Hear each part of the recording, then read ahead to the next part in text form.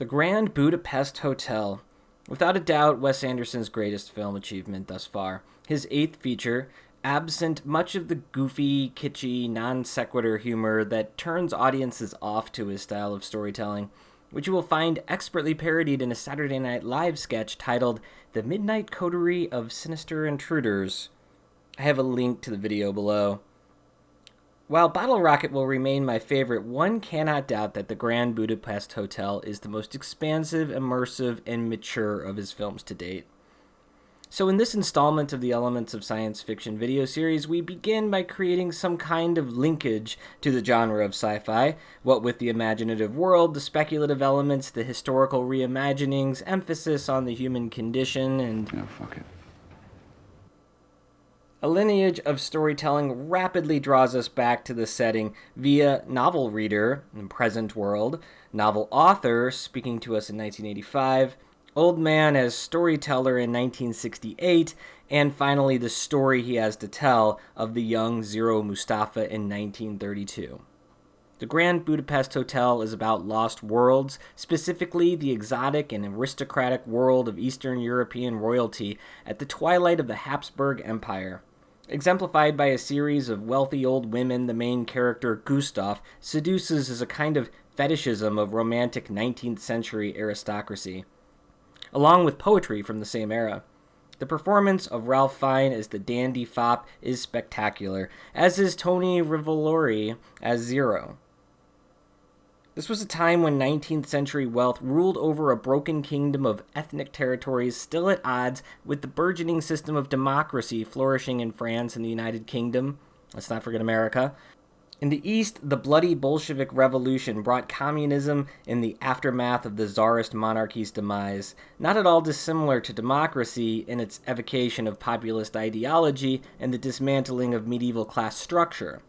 It's an important backdrop because as the Grand Budapest Hotel caters to an exclusive clientele of aristocrats, nationalism and war ravages through Eastern Europe. Zero Mustafa himself, a refugee and orphan of this brutality. And in this fictitious land of Zubrovka, fascism arrives as a prelude to World War II, a war that will mark the final undoing of Europe's old world monarchy and its wealth once and for all. As I mentioned in my review of Birdman, if Birdman was Batman, the film would have benefited by disposing of an unnecessary and distracting layer of fictitiousness. So too would the Grand Budapest Hotel have benefited simply from calling Zubrovia Austria and the fascist Nazis, who were known in 1932 as the Austrian National Socialists, or were at least affiliated with them. Death squads, as Gustav calls them, flourished under the premise of uniting Germany and were only 1 year away from seeing Hitler seize the chancellorship of Germany when the story starts. And by the time it ends, Hitler would be firmly in power. It happened real fast. Unlike Birdman, however, Anderson toys with the margin between fantasy and reality. His sets are proppish, intimating artificiality deliberately, while emphasizing iconic images of certain time periods. Drab, orange plastic veneers, garish fonts, gray steel water fountain, hideous vending machines, cigarettes and wicker, corduroy suits. To say nothing of the hotel itself and its lift being models that don't exactly necessitate a look of realisticness.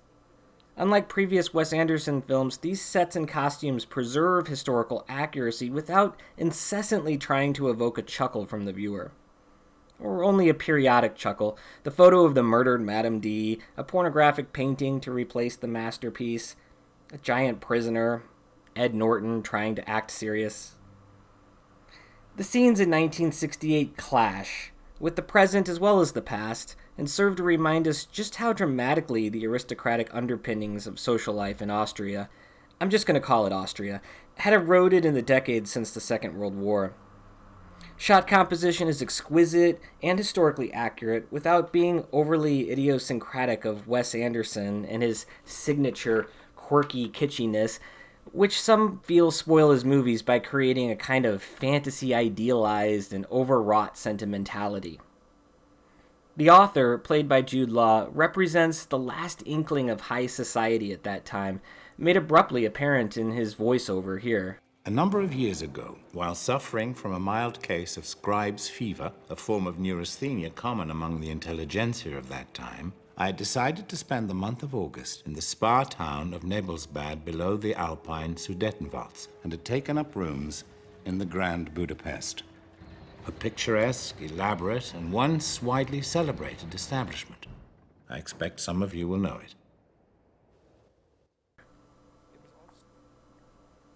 As our story progresses, social connections still possess the ability to trump fascism's ethnic purge, as we see the earnest police chief, again Ed Norton, preserve civility and justice despite soon being at odds with his dear friend Gustav, who is sent to prison on trumped-up murder charges.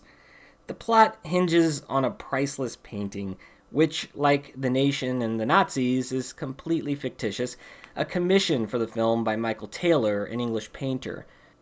The painting may well be the only thing in the movie uncolored by Wes Anderson's style. It's a true testament to Renaissance art. And it's a fascinating plot device, this painting, seeing Gustav admires it for its aesthetic appeal, not its value, which is priceless, and what better representation than the epitome of old world wealth than in this ancient work of art. A plan is hatched for a classic prison break and succeeds with great economy, at the same time delivering to the audience a genuine and endearing love story for Zero and developing the family of Madame D as above the law and sinister without a shred of redemption. And then there's the Society of Crossed Keys. Like with Fight Club, the idea that a shadow society binds together and protects those working in a service economy, this is wonderfully enticing. Even fascism is no match for the collusion of common folk, united in mutual support. How does one come by front row aisle seats for a first night at the Opera Toscana with 1 day's notice? How does one arrange a private viewing of the tapestry collection at the Royal Saxon Gallery? How does one secure a corner table at Chez Dominique on a Thursday? Ivan, darling, it's Gustav. Hello. Well, I was until about 5 minutes ago.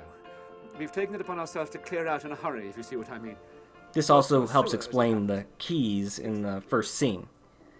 And thus a series of surreptitious evasions ensue, involving even a sect of pious monks, until at last we return to the Grand Budapest Hotel, now overtaken completely by the evils of fascism and the first mobilizations of the Second World War in Europe.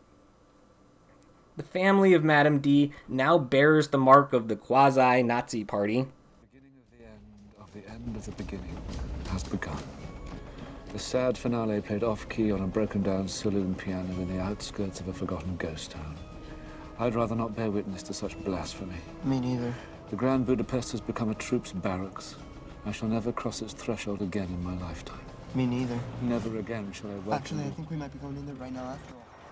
I found the ending a bit unsatisfactory, to be honest, seeing that the ridiculous and unnecessary cliffhanger had to occur, but more so the deus ex machina, the absurdly apropos plot device that's inserted in the form of a letter in the back of the painting, found at just the right time, and it's yet another last will hidden away for them to discover.